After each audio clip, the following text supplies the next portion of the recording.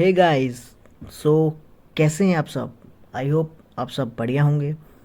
सो आज हम जानेंगे notwithstanding and subject to के बारे में।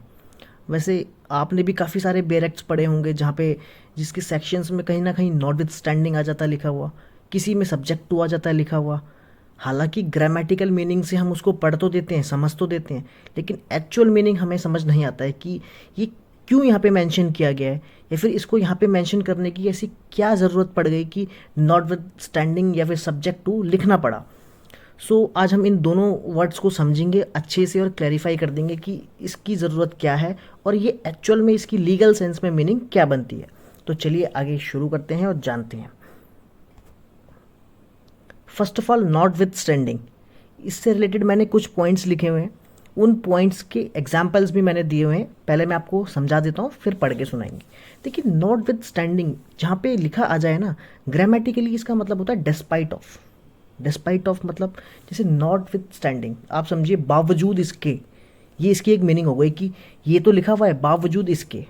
ठीक है, कोई बात नहीं, अभी समझते हैं अच्छे से। लीगल सेंस में इसका मतलब होता है सुपियोरिटी। ये मतलब सुपियोरिटी को दिखाता है। जिस सेक्शन में नॉट विथ स्टैंडिंग लिखा आ गया, वो मान लीजिए कि वो जो सेक्शन है वो सुपीरियर है। अब किससे सुपीरियर है? जिसके को मेंशन किया गया है उस सेक्शन में।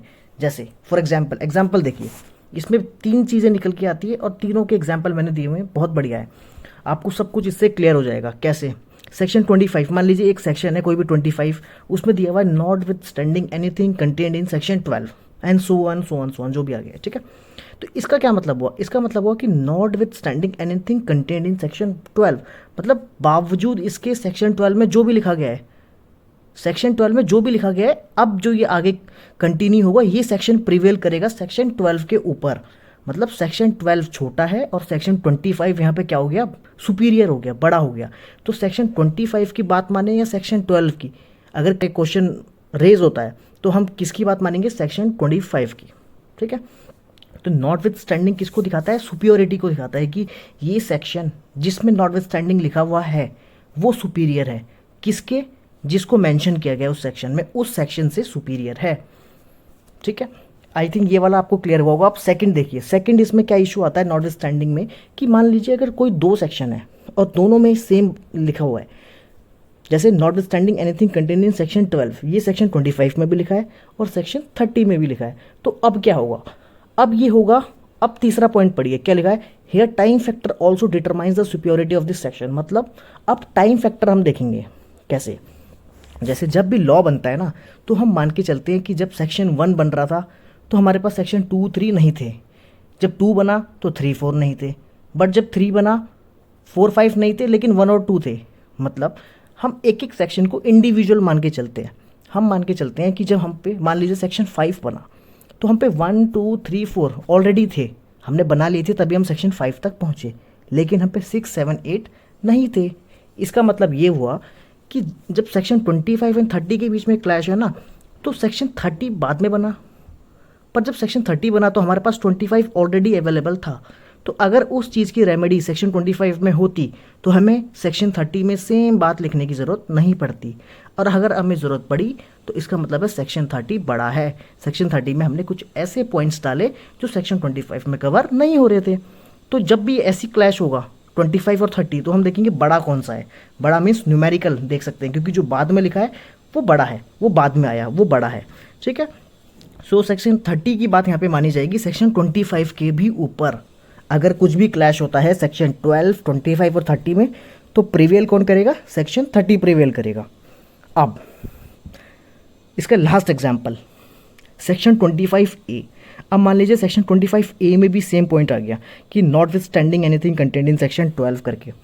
अब क्या होगा? फिर से टाइम फैक्टर लगाइए। जब 25 बना हमारे पास 30 नहीं था, लेकिन जब 30 बना तो 25 था। और 25A को आपको देखते ही पता चल रहा होगा कि ये जो सेक्शन है ये अमेंडमेंट के द्वारा लाया गया है, क्योंकि इसमें अल्फ़ाबेटिक्स जुड़े हुए हैं, ABCD ये जो भी करके।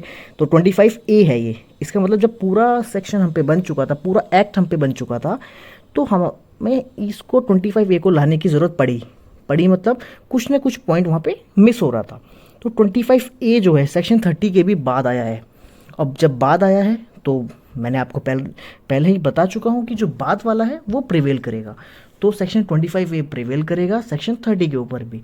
तो यहाँ पे अगर कभी भी कॉन्ट्राडिक्शन होता है सेक्शन 12, 25, 30 और 25A, तो सबसे ज़्यादा बाद की जो वेटेज होगी वो 25A की होगी, देन 30, देन 25 और लास्ट में सेक्शन 12, बिकॉज यहाँ पे नॉट विथ स्टैंडिंग भी बोला गया है। सो नॉट विथ स्टैंडिंग के 3 एग्जाम्पल आपने समझ लिए और इसकी वर्ड का मीनिंग भी आपने शायद समझ लिया होगा। तो नॉट विथ स्टैंडिंग क्या है, अगर एक पॉइंट में बोला जाए तो इसका मतलब है बावजूद इसके, इस सेक्शन जिस सेक्शन को मेंशन किया गया ना, उस सेक्शन के बावजूद अब जो ये सेक्शन हम पढ़ रहे हैं इसमें जो भी लिखा गया है वो प्रिवेल करेगा। ठीक है ना। सो आगे चलते हैं। नॉट विथ स्टैंडिंग आपको क्लियर हो गया होगा। अब समझते हैं सब्जेक्ट टू। अब देखिए सब्जेक्ट टू क्या करता है।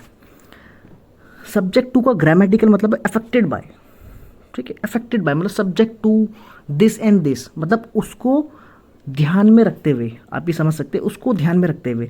अब ध्यान में किसको रखना पड़ेगा, हमेशा ध्यान में उसको ही रखना पड़ेगा जो बड़ी चीज़ है। जैसे आपको मान लीजिए आपके पेरेंट्स आपको कुछ बोलते हैं कि ठीक है आप ये डिसीजन ले सकते हो, पर हम कुछ कुछ आपको बातें बता रहे हैं, तो अब आप डिसीजन लोगे लेकिन क्या ध्यान में रखोगे, अपने पेरेंट्स की कही गई बातें।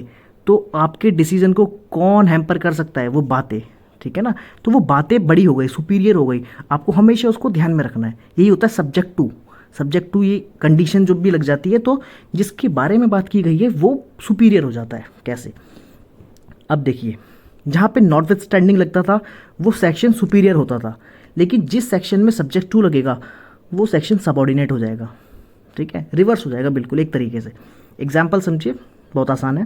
जैसे सेक्शन 5, मान लीजिए कोई भी सेक्शन 5 है, वहाँ पे लिखा है subject to the provisions of article 19, मतलब subject to the provisions of article 19, मतलब आर्टिकल 19 के प्रोविजंस को ध्यान में रखते हुए। अभी सेक्शन में आगे कुछ भी हो सकता है, तो इसका मतलब हो गया article 19 is superior than article 5। ठीक है ना, आर्टिकल 19 यहाँ पे क्या हो गया, सुपीरियर हो गया। सो आर्टिकल 19 की बातें हमेशा हमें ध्यान में रखनी है जब भी हम सेक्शन 5 को पढ़ें। तो यहाँ पे सब्जेक्ट टू किस में लगा, सेक्शन 5 में लगा है सब्जेक्ट टू, तो और छोटा कौन सा हो गया, सेक्शन 5 ही छोटा हो गया। जबकि पहले वाले नॉट विथ स्टैंडिंग में क्या था, जिस सेक्शन में वो लगा था वो सेक्शन बड़ा हो गया और जिसके बारे में बात की गई थी वो छोटा हो गया। यहाँ पे बिल्कुल उसका रिवर्स हो चुका है। तो आई होप आपको ये भी क्लियर हो गया होगा। अब देखिए जब भी आप अब से कोई भी एक्ट पढ़ेंगे ना, तो आपका बिल्कुल माइंडसेट अलग होगा। आपको बिल्कुल देखते ही, इन शब्दों को देखते ही समझ में आ जाएगा, और साथ ही साथ आपको ये भी समझ में आ जाएगा कि रेफरेंस कहाँ से लेना है। मतलब जैसे यहाँ पे लिखा है subject to the provisions of article 19, तो आपको सेक्शन 5 तो पढ़ना ही है, आपको आर्टिकल 19 पे भी एकदम से चला जाना है कि हाँ यार उसमें क्या बातें थी, तो आपको वो बातें ध्यान में रखनी है, फिर इस सेक्शन को पढ़ना है। तो ये चीज़ें होती है लॉ में पढ़ने लायक और समझने लायक, और यही रिलेशन मैच करवाती है लॉ का। ठीक है, तो आई होप आपको ये वीडियो से फ़ायदा मिला होगा। So thank you so much, मिलते हैं नेक्स्ट वीडियो में, बाय बाय।